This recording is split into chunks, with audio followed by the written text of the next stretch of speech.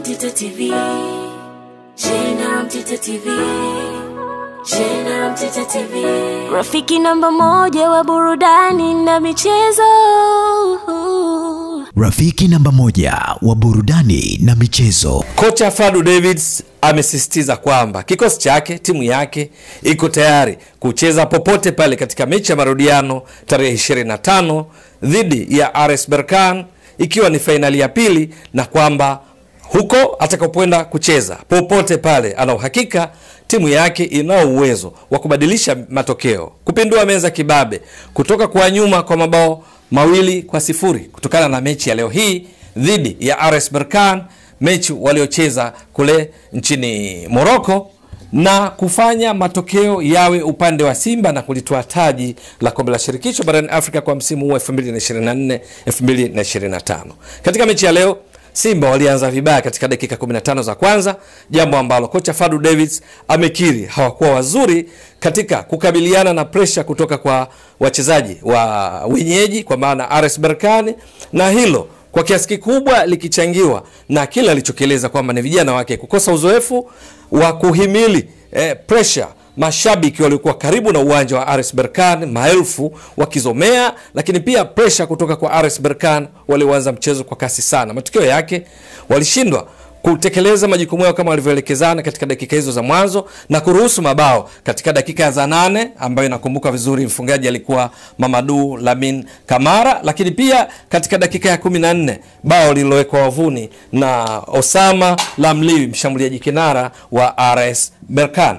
Lakini baada ya mabao haya, Fadu Davids anaeleza na ndicho kilichoshuhudiwa kwamba Simba waliimarika zaidi, na hasa katika kipindi cha pili ambapo walikuwa aggressive zaidi, wapambanaji zaidi, wakifika kwenye matukio kwa wakati, lakini kuwa karibu na kuweka mshonano wa kutosha kiasi ya kwamba nafasi hazikuwa wazi kivile kwa RS Berkane kumfikia golikipa wao Musa Kamara. Ni katika mechi ambayo mabao haya ndiyo yaliyozaa ushindi kwa RS Berkane. Ni katika mechi ambayo wenyeji RS Berkane walipiga pasi 381 ilhali Simba wakipiga pasi 358, hizi zikiwa ni pasi za jumla ambazo mwisho wa siku ziliwezesha pia kuwa na umiliki wa mpira wa 52% kwa wenyeji RS Berkane dhidi ya Simba 48%. Ni katika mechi ambayo mwisho wake mashuti wenyeji wakawa na takwimu nzuri zaidi kulinganisha na Simba, kwa sababu walipiga mashuti 14,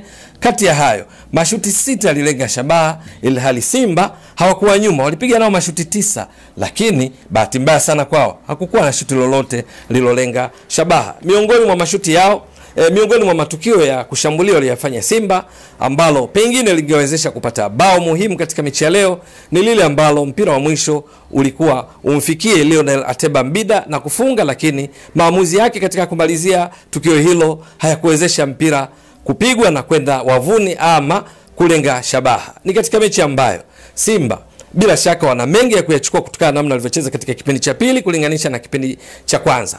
Sasa kocha Fadu Davids, kutokana na kupoteza mechi hiyo kwa mabao 2-0, anaeleza kwamba margin hii, tofauti ya mabao, wana uwezo wa kubadilisha, kupindua meza na hatimaye kupata matokeo ambayo mwisho wa siku itawezesha kutoa kombe hili. Ikumbukwe fainali hii ya kombe la shirikisho barani Afrika kama ilivyo kawaida kwa michuano ya CAF zinachezwa mbili, michuano ya CAF ya klabu. Leo hii imechezwa fainali ya kwanza kule Morocco, ya pili itachezwa tarehe 25. Mshindi ni yule ambaye atakuwa na matokeo ya jumla yenye kumpa matokeo chanya kuliko mwingine.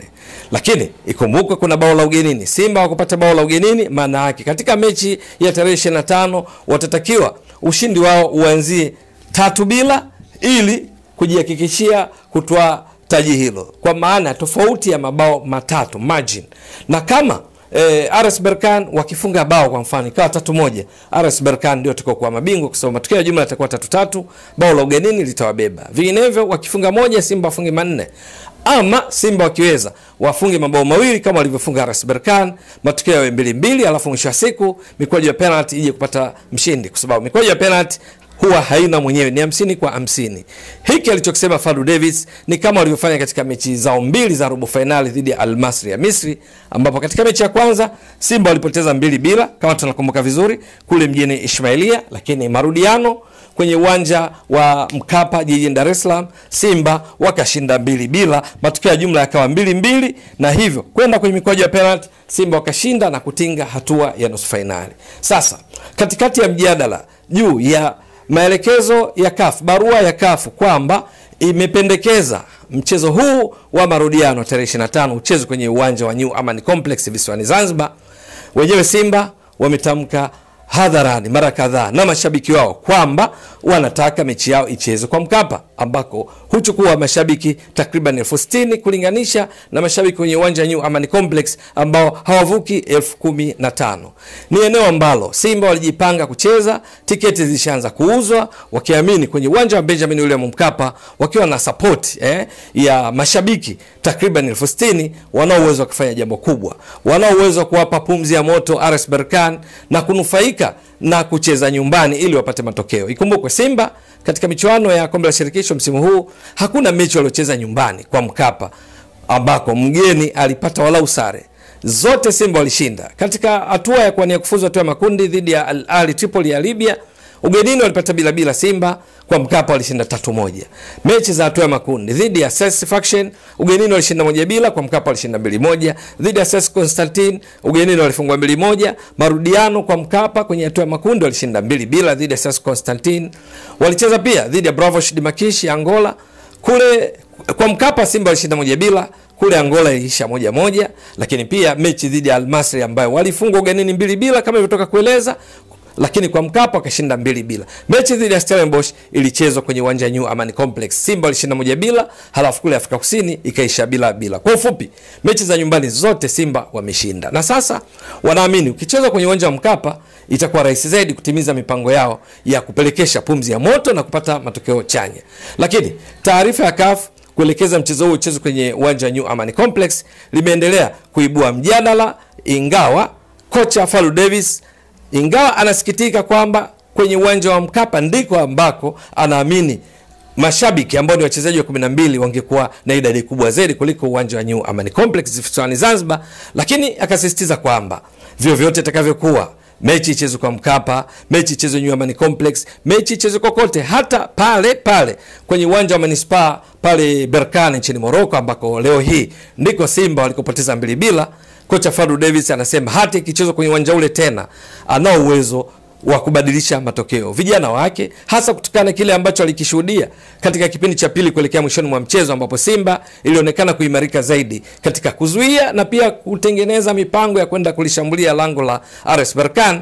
Kocha Fadlu Davis anaamini na amesema kwamba kwa kile walichokiona katika kipindi cha pili watakwenda kufanyia kazi na wanaona dhahiri kwamba wanao uwezo wa kushinda na kutoa taji hili la kombe la shirikisho barani Afrika kwa msimu wa 2024-2025. Mwingine labda ajiulize ilikuwa vipi katika kipindi cha pili.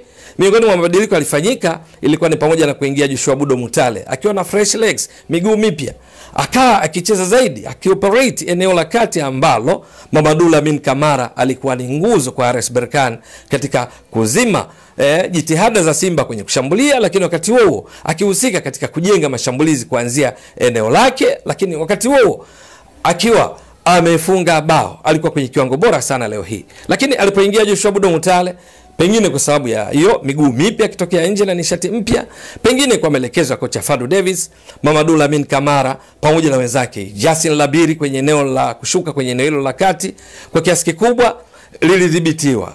Matokeo yake Simba sasa wakawa wakipata nafuu zaidi. Hata walipokuja kuingia kina El Morabat baada ya kutoka kwa Ayubu Khairi, bado Simba kuelekea mwishoni mwa mchezo walionekana kuwa juu zaidi, na tena RS Berkane walionekana kana kwamba pumzi imewapungukia kulinganisha na namna walivyoanza. Bila shaka kocha Fadlu Davis kwa maarifa yake ya ukocha ana vitu vingi ambavyo anaona vitamsaidia zaidi kupata matokeo mazuri zaidi kwenye mechi ya marudiano kulinganisha na vile ambavyo alianza na kuruhusu mabao ya mapema kwenye dakika 15 za kwanza, ambayo mwisho wa siku ndio aliyowapa RS Berkane ushindi katika mechi ya leo. Na bila shaka kocha Fadlu Davis atakuwa anakwenda kufanyia kazi upungufu kadhaa uliojitokeza wakati wakishambuliwa katika kipindi cha kwanza, ikiwamo wakati mwingine kukosa kuwa na mshonano wa kutosha, compactness space, nafasi zikionekana za kutosha ambazo zilitumiwa na RS Berkane kuwaletea matatizo. Akiyafanyia kazi hayo, pengine ndio maana anampa jeuri na nguvu kocha Fadlu Davis kuamini kwamba mechi ya marudiano wacheze popote,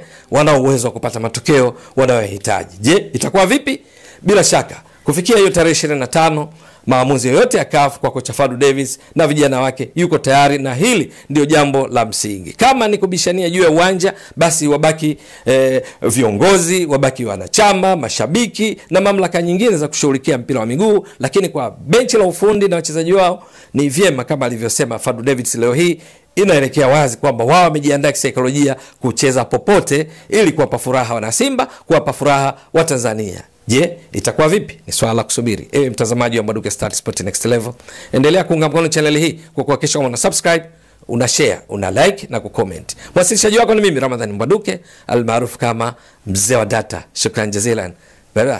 Inawezekana ukajiuliza, hapa ni wapi? Hapa ni Kisasa Dodoma, na hii ni Brand Hotel. Je, unatafuta mahali pa kukaa wakati wa weekend au safari zako za kikazi? Basi unapofika Dodoma, ichague Brand Hotel. Ni hoteli ya kifahari, chaguo kamili kwako, yenye mandhari nzuri ya kuvutia. Tunajivunia huduma bora ya malazi, chakula na vinywaji. Utapata free breakfast, free wifi, free swimming pool. Vyumba vyetu ni vya kisasa na vifaa vya kipekee vinavyofanya siku yako kuwa ya kufurahisha na yenye kumbukumbu nzuri. Pia tuna kumbi za kisasa kwa ajili ya shughuli mbalimbali na garden ya kupigia picha. Tunapatikana Kisasa, Dodoma, Tanzania. Fanya booking online kupitia booking.com. Wasiliana nasi kwa simu namba 0773467756. Email brandhotel14@gmail.com. Brand Hotel, tunaamini kwenye ukarimu na huduma bora.